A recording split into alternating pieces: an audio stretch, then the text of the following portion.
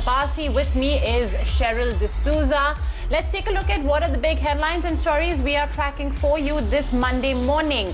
Call it Monday blues, but the Nifty is in the red, and how we've slid below 11,300, and it's all the sectors that are in the red contributing to this downtick. Remember, the global technology stocks as well have been seeing significant selling pressure. So back home, perhaps the Indian equity markets as well are taking some cues from that.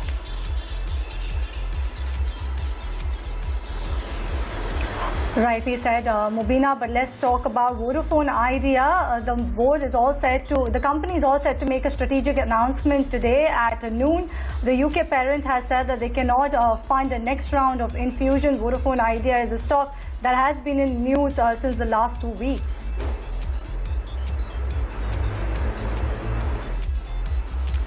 Well, moving on, it's keeping it with telecom. Then it's Bharti Airtel now that has launched unlimited broadband plans. It's bundled with its OTT apps and not to mention at competitive rates, thus begetting the question, is the entire price war now moving to the home network space?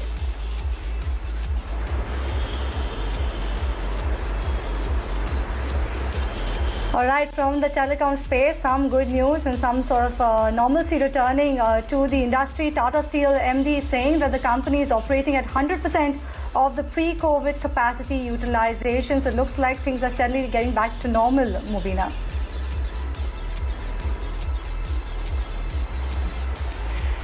All right, and moving on, Reliance Industries is offering all Jio platform investors a stake in Reliance Retail as per reports, and it's also considering carving out a OTC path made clear last evening.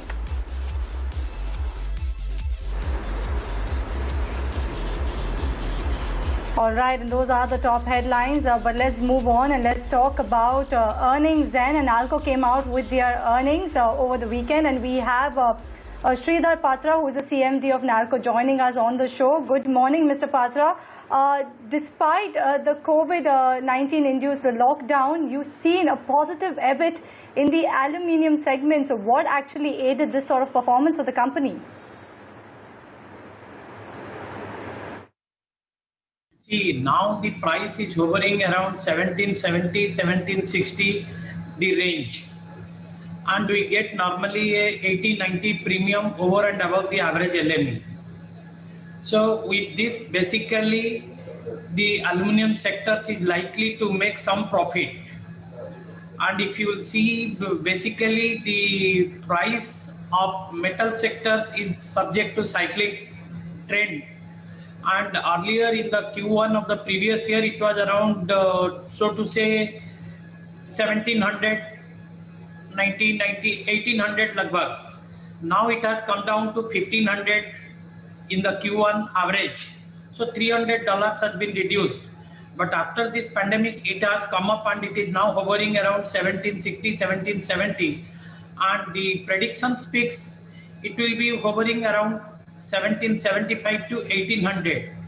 So it will give a good margin, what I expect, because some input cost also has gone down during this pandemic, because the industry across the globe has slowed down and some of these smelters have shut down also.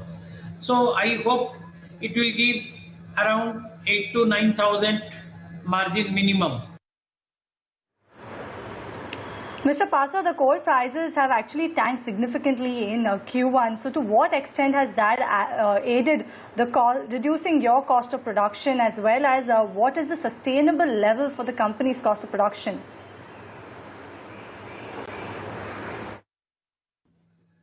You see, cost of production, basically it is a price sensitive information, which I would not like to pattern, because the strategy what somebody has to follow for the company specific based on their strength and weakness.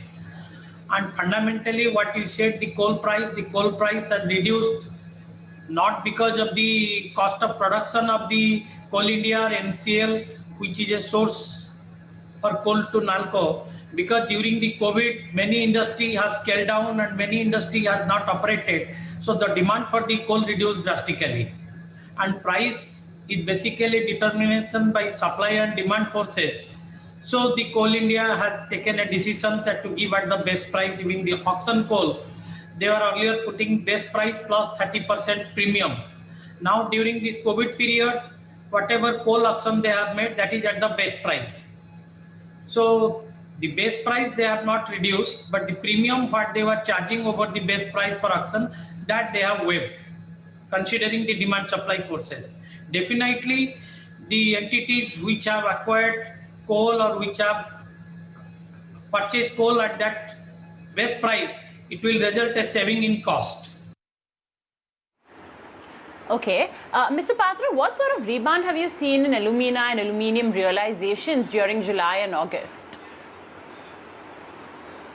You see, the first quarter average is around 1500, but now it has gone up because the first quarter the pandemic has affected seriously not only India, across the globe.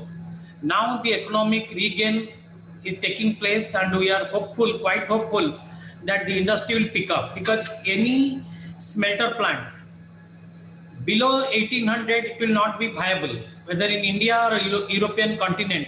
If you see, that is the minimum price required around 1800. So if that price is not prevailing in the international market, then the aluminum sector has to see whether continuation of production is viable or not. So now it has gained and it is around 1760, 1770, and the projection is by end of this financial current fiscal, it will be hovering around 1775 to 1800, and that price plus premium, definitely it will give a good margin.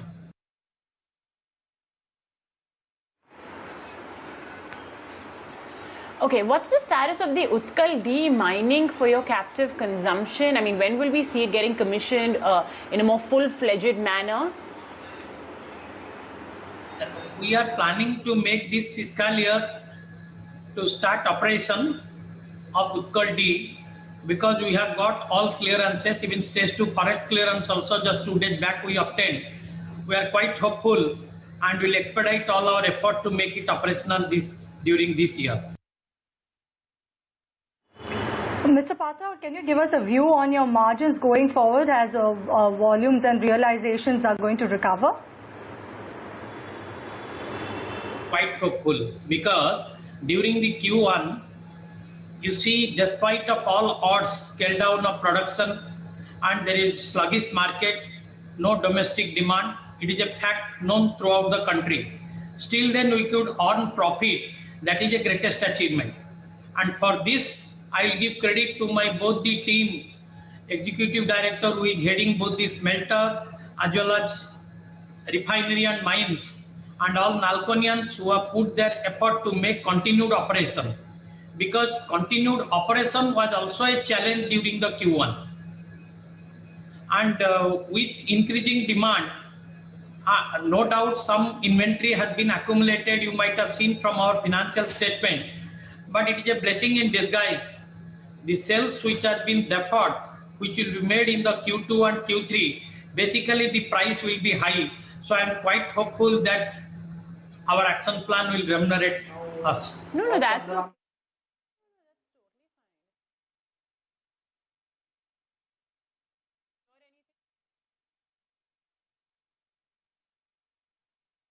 Mr. Patra, thank you so much then for joining us to talk about your Q1 numbers. That's Nalco for you. Quick look at what the stock price is up to right now, because, you know, the numbers were, well, I guess a bit of a mixed bag, but I think the most positive surprise really came in on how they managed to do on the profitability front. So we started off higher, but we've cooled off quite significantly, and now the stock is losing 2%.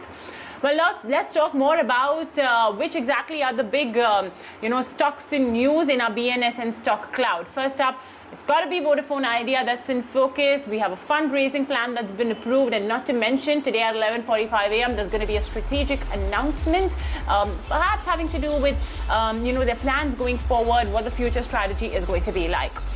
And Bharti Airtel as well, this too has announced new OTT plans as well as broadband plans. This is, of course, like I mentioned, we're getting the question that is perhaps this entire pricing war which we've seen on our mobile data now moving to home data and broadband. Q1 numbers, we just spoke to the management of Nalco. Remember that the pricing was a bit of a problem. But, again, Nalco has managed to surprise positively on the EBIT, like we discussed with the management. The stock price down. ITC, board has approved the amalgamation of some of its subsidiaries. Repco Home Finance is, the numbers were not bad. It's in circuit. Bank of America has maintained a buy on Reliance Industries, so keep your eye out on that one. A weakish set by Jubilant Life Sciences, so that's as well the Q1 number candidate. Exawest delisting is on the radar, and finally BPCL. These are all the stocks we are watching out for you today in trade.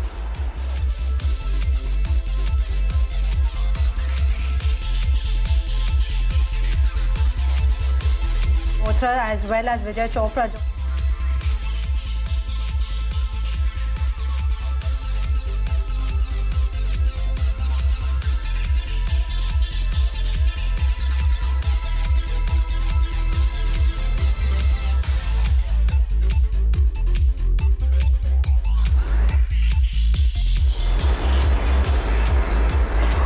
Let's bring on board then our guests for today. We have Kunal Botra as well as Vijay Chopra joining us this morning. Good morning, gentlemen. Thank you for waiting by. Kunal, I'll come first to you. How is the market setup looking like, and also what are your trading ideas? So good morning, Cheryl. First of all, the setup looks quite okay. I think it's not too much of a volatility what we've seen last week. So I think it's just about very marginal, flattish kind of a day for the indices. The market internals are also not showing any kind of signal over here. There has been a bit of a chop and churn in terms of sectors, but there's hardly any takeaway in terms of a directional trend which is emerging into these names. So a couple of stocks from one sector maybe going down, and a couple of stocks from the same sector on the large cap front may probably be going up, and that generally happens when there is no decisive trends into these sectors. Take for example the bank Nifty itself. You have the bank Nifty which is absolutely flat, and a couple of private sector banks like Axis Bank and I think if I'm not wrong, even HDFC Bank, they are flattish to positive. But most of these other banking names, they are down 1.5 or 2% approximately. So that itself tells you that the balance, the markets are going through more of a balancing approach. And I think in that regards, we should continue to hover at this 11,300 mark, plus or minus 1,500 points on the Nifty for the next couple of weeks. Now, two ideas which I would want to recommend for the viewers. And first one is from the IT pack, and TCS is the buy call which I would initiate. I discussed the stock in the morning as well. There is a slight bit of resilience which is coming across, from the IT major, and I think on Friday as well we saw some good signs emerging on the stock prices. It managed to close at the highest point of the day, so that I believe could probably indicate that TCS could be an interesting stock from an intraday basis as well. 2,380 as a target, and stop loss to be kept at 2,260. The second would be a sell on Tata Power. This is more of a high risk idea. The fact that it's high risk because of the fact that the stock had done exceptionally well in the last 2-3 months. But it's just that on the daily chart, there are some minor cracks which are emerging in the stock prices. It's breaking its swing support, and there are some bearish divergences on the indicators as well. So I would expect that Tata Power could be a high risk sell at current levels, targets of 53 and stop loss 59.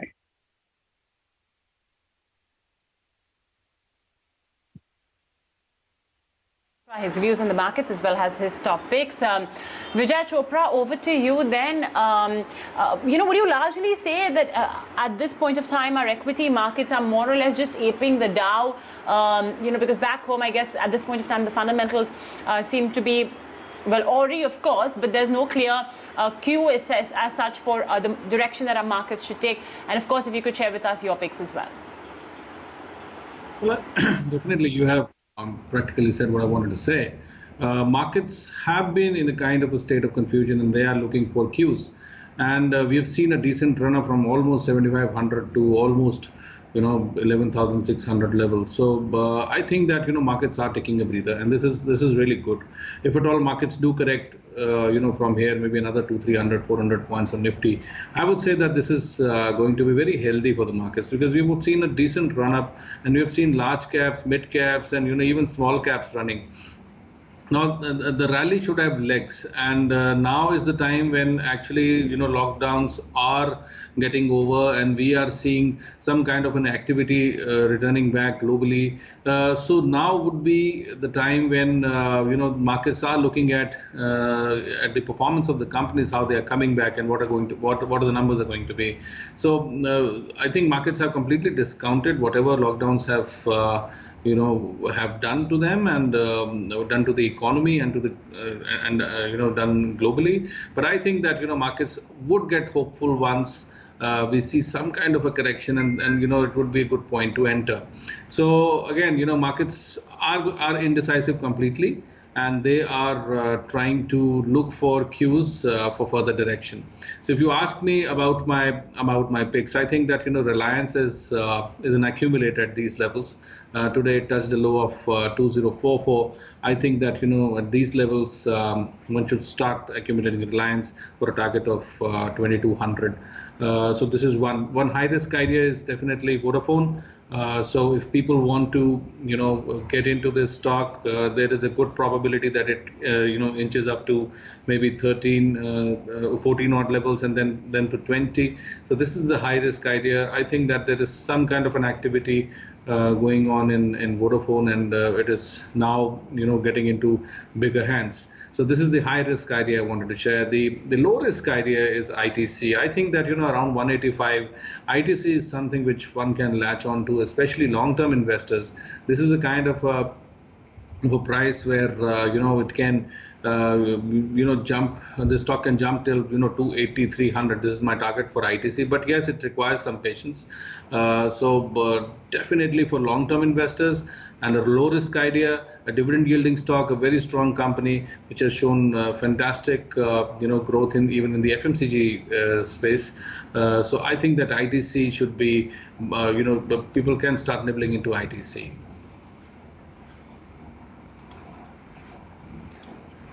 All right, thank you, Vijay, for giving us your intraday idea as well as your high risk and your low risk ideas. Kunal, I'll come to you so that you can elaborate more on your high risk as well as your low risk ideas for our viewers.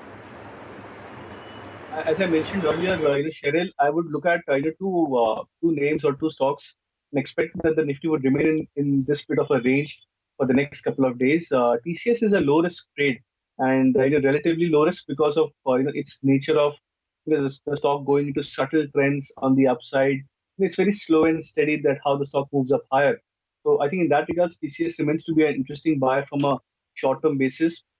Would expect that the stock could head towards 2,380 from current levels, and stop loss could be kept at 2260. As now the stock moves along, traders could try and trail their stop losses on TCS. And the second from a high risk trade, and that's I believe a sell on Tata Power. Now the reason why I call it as a high risk is because when you have to look at the overall trend for Tata Power has been quite strong, and I'm looking to go for a contrast sell over here because of some short-term cracks which have come into the chart pattern. So prices have broken the swing lows. Indicators are now showing some signs of bearish divergences on the short-term time frame charts, and I think that could probably lead to some bit of more correction for Tata Power. So that's a high-risk sell. Targets to be kept at around 52, 53, and stop loss to be kept at 59. Okay, well, high risk as well as low risk ideas given to you by both of our experts. Based on your risk appetite, you could execute either a trading or a more long-term investment strategy accordingly. Okay, well, this is also the show where we take on board your stock-related questions and queries. So let's get straight to that. First up, we have a Twitter query coming in from Nageswar Rao from Hyderabad. He writes to us saying, want a good price point to buy Meghmani Organics with a stop loss. He also wants to have a long-term view. Okay, so Vijay, let's start off with you first. He wants a more long-term view. Remember, this is a company that's in the chloroalkali segment. It's in agrochemicals. There's been a lot of action around this space, especially having to do with the China factor. So Vijay, what would be your long-term view for a Meghmani Organics? like Dhanuka Agritech, Make Money, Insecticides India, lots of agri-tech companies and, agri-related companies have done well.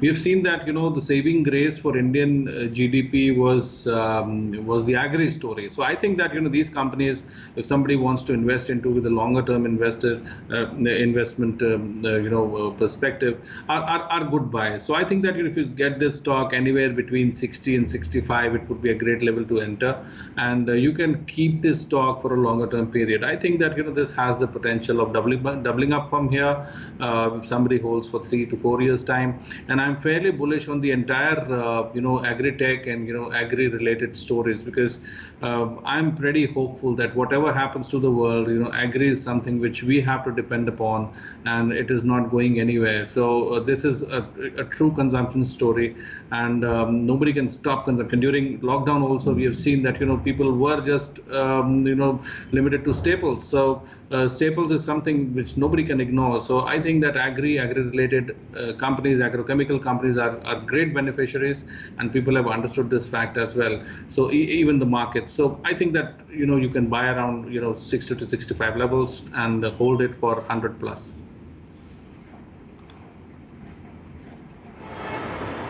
All right, that's the call coming in from Vijay for Make Money Organic, saying that you can buy it at around 60 to 65 rupees level.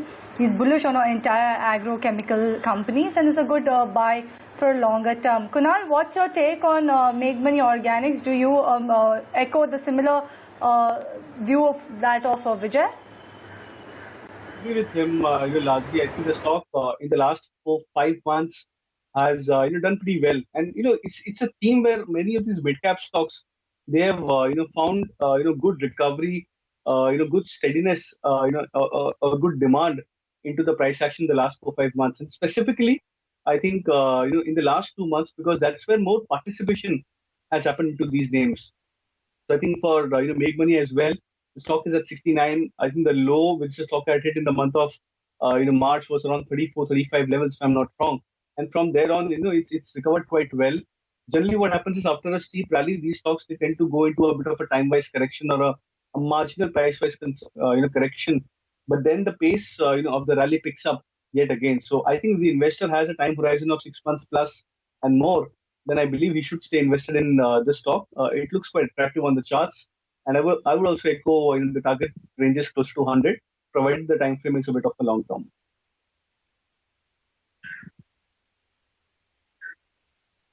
All right, that is also the view coming in from Kunal for Make Money Organics. Let's shift focus on to our next query. Then it's an email query from Piyush Sinha. He's written that he's bought 100 shares of First Source at 51 rupees per share. He wants to know what's the long-term view for the counter. Vijay, I'll come first to you. First Source, currently the stock is at around 62 rupees. Our viewer bought the stock at around 51 rupees per share. What's your view on First Source over the long term? Well, I think that the stock has shown a stupendous move from almost 20 rupees to now around, it touched a high of about 68. So I think that this kind of a move, one should try exiting around, 75 or so. If at all the stock touches around 75, 80, he should try and exit. And if at all he wants to be in the IT space, I think that, it's better to be with bellwethers, to be with Infi, you be with TCS. And the larger companies, Wipro also seemingly is good. So be with the larger companies if you want to be for the longer term. So I would say that the stock has already run up. We've seen some marquee investors increasing their stakes in the company, but you never know when they exit, because this is a kind of return. If the stock goes up 4 times in a year, and I think that it's a good time to make profits there. So I think one should exit around 70 plus. 70 to 75 is the level I would suggest for an exit, and get into some more stable IT company and stay there for a longer term.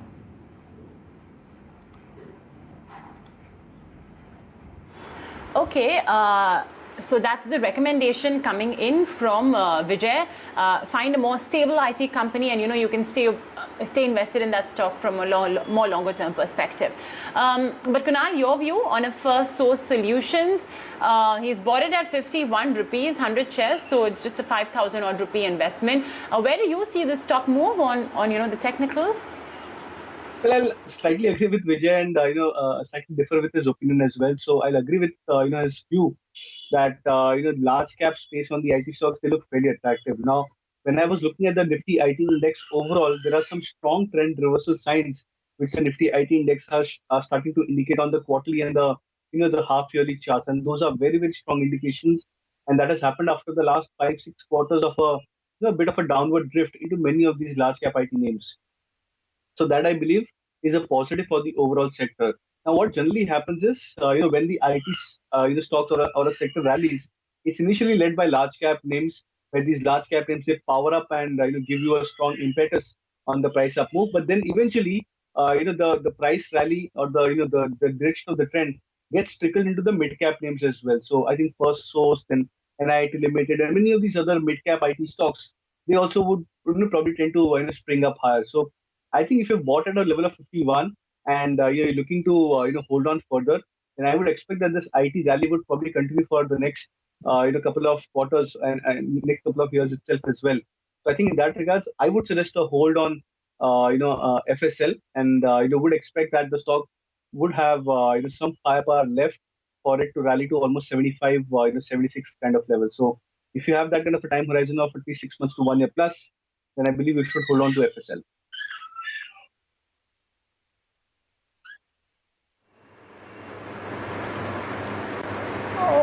All right. Thank you, Vijay and Kunal, for giving us your expert tips on the stocks, sharing with us your trading ideas as well as your high risk and low risk ideas. And we leave it at there. Thank you, Kunal, as well as Vijay, for joining us on the show. But let's shift focus on to a special segment that we're going to have on buy now, sell now, and how well do you know the markets, and can you spot the big trends on the Dalal Street? For participating, please do participate on Buy Now, Sell Now Quiz Connect on the Twitter page, and tune in to the show at 11:45 a.m. where we will disclose the answer for our quiz.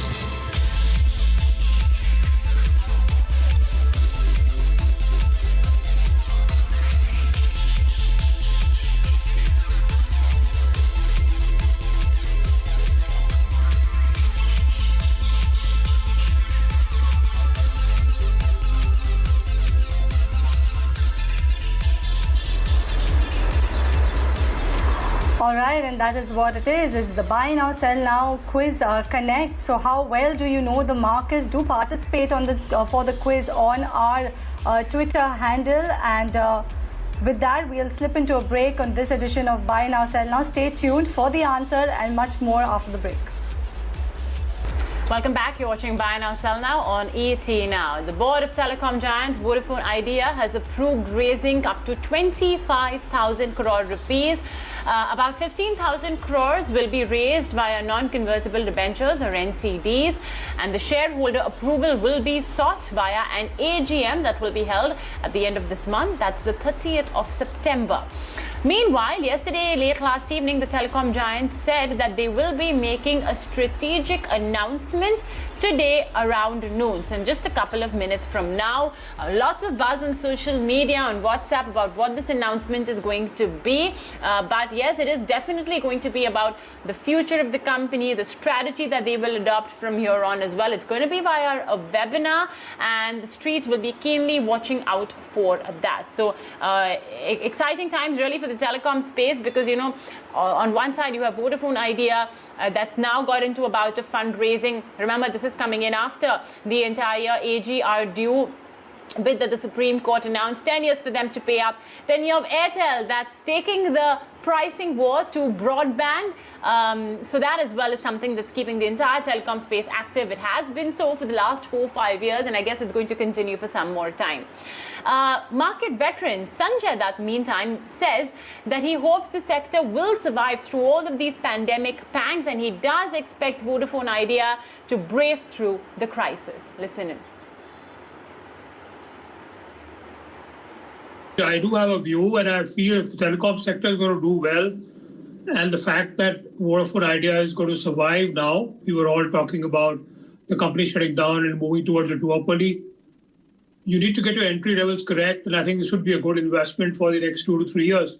I don't see any reason with the company still having a 30% of active users trading at a substantial discount to enterprise value of what the other two players are trading. Yes, it's going to be a volatile, risky bet. We've already seen so much of volatility over the last 15, 20 days. But I think the major point here is the uncertainty is out of the way with regard to AGR dues, with regard to anything else that was plaguing the company and the sector. So in that sense, I have a positive view on the stock and the sector. All right, that's the view coming in from Sanjay Dutt on the telecom space. Let's shift focus now on to Reliance Industries, and Bank of America Securities are bullish on Reliance Industries. They've maintained a buy stance on the company. My colleague Ajay is here to take us through what's the rationale for such a call on Reliance Industries. Ajay? Well, Bank of America has come out with a very interesting report on Reliance Industries, talking about the visibility they see in the stock 3-4 years, far out, what kind of triggers actually could play out, because there is some amount of nervousness in the market about the near-term play. They believe there could be some time correction, but 12 months beyond, there could be a lot of triggers which could play out in monetizing different assets. In fact, they go ahead and say that Reliance Retail, which is the area of curiosity for the market from here on for possible monetization, is something which could be there on the management's radar, which I already told about that. In fact, reports also coming in that the company may actually offer a slice of Reliance Retail to all the investors which have put in money as far as Jio platforms is concerned, marquee investors across the globe. Not only that, BOF also says that going forward, there could be other monetization possibilities in their digital. There could be a layering of digital across all businesses, and digital ads, be it other assets, apps, games, many other, entire bouquet of services actually could be there as far as the monetization is concerned, as earnings visibility and earnings potential of these, sub-units of the businesses actually unfold. So, very interesting report. Watch out for that one.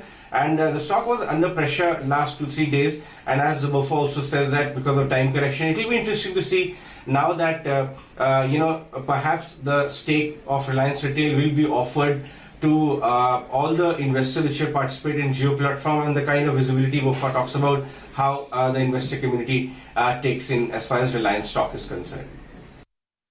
All right. Well, that's, of course, Reliance Industries. Another stock in focus is Jubilant Life Sciences. It delivered its Q1 numbers.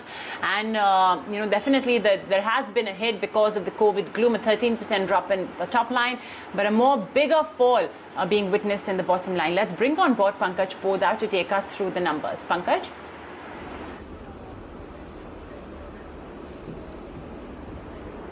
Right, when we just talk about Jubilant Life and the sort of numbers they have declared, it's completely impacted by, the lockdown that happened. So sales fell by about 20-odd%, margins came in at 16%, and some of their businesses were not doing that great, and it was largely because of the lockdown impact. Now, they also had a conference call, and in the conference call, they very clearly said that, things are back to normal. The pharma business, in fact, has recovered more than 90%. All their plants are up and running at this point of time. At this point of time, they said that the demand is looking decent. The demand has come back. It's essential services sort of a business. Now, they had also earlier given a demerger of their, pharma and the other businesses into two different parts. So before the COVID, the timeline was around October, November. But that, I think, they have shifted to about December, Jan. That's when they expect all the approvals to come in and things to happen. So there has been a slight bit of delay over there. So that's probably one thing that, they said in the call, which was a little important. Overall, decent set of guidance is what they have given, but Q1 of course was impacted by lockdown, because of which you have seen EPS downgrades across the street.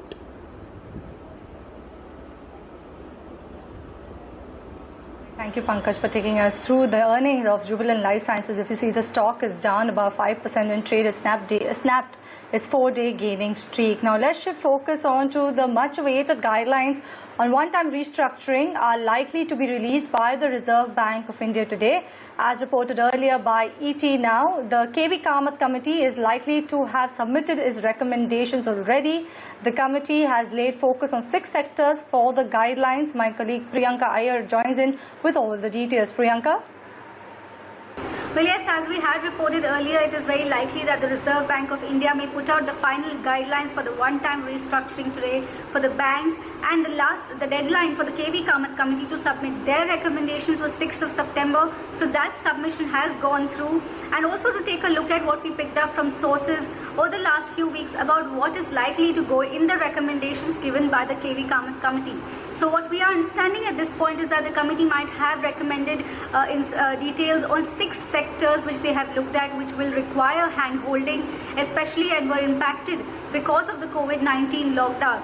These sectors might include steel, auto and real estate. The committee might suggest differentiating between giving loans and one-time restructuring for specific real estate projects and real estate companies, because the focus should be on reviving the real estate projects that have seen an impact because of COVID-19 specifically.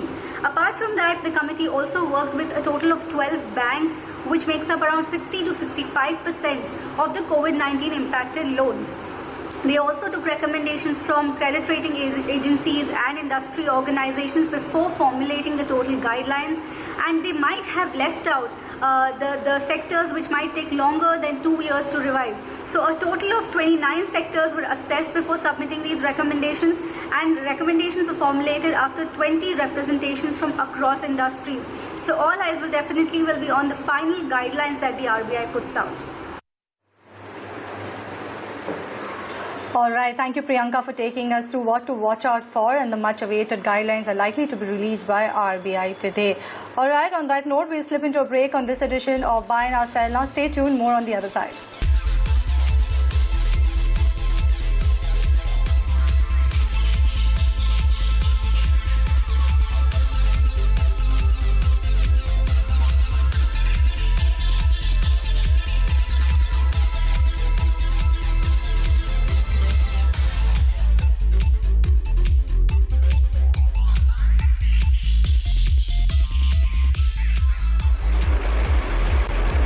All right, now let's shift focus and let's get on board some ET Now analysis. So is there a cause of concern for Indian equities given the fatigue that we are seeing in global markets, some signs of fatigue in the global markets? And is India a better place versus its EM peers? My colleague Jayesh is here with the ET Now analysis. Jayesh, what is the analysis saying?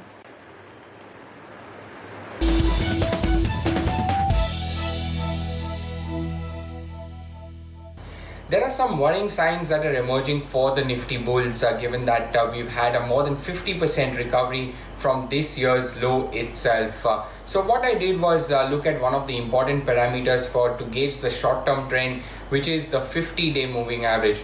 Currently, we have traded about 75 days above the 50-day moving average, and ever since May, this trend has been intact. So what I did was, look at past instances where the Nifty has traded more than 75 days above the 50-day moving average, and when is it that the peak is actually achieved. So there are 3 instances in the past 5 years. Let me highlight those as well. One of them was as recent as Jan 2020, where we had about 71 days of the Nifty being above its 50-day moving average, and the peak was actually reached in about 48 days. You had 2017 and 2016, where you had about 140 to 150 days where the Nifty had continuously traded above the 50-day moving average. And interestingly, the peak was reached anywhere between 32 to 55 days.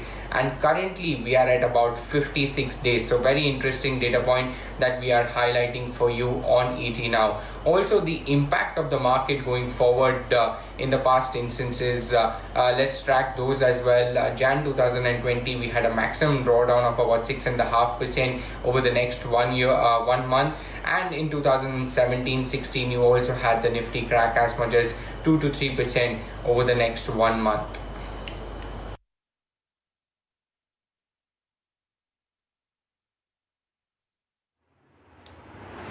All right. Jayesh, thank you so much for that. Well, moving on, SoftBank e-commerce major Snapdeal almost ran out of cash in 2017 before scripting a turnaround story.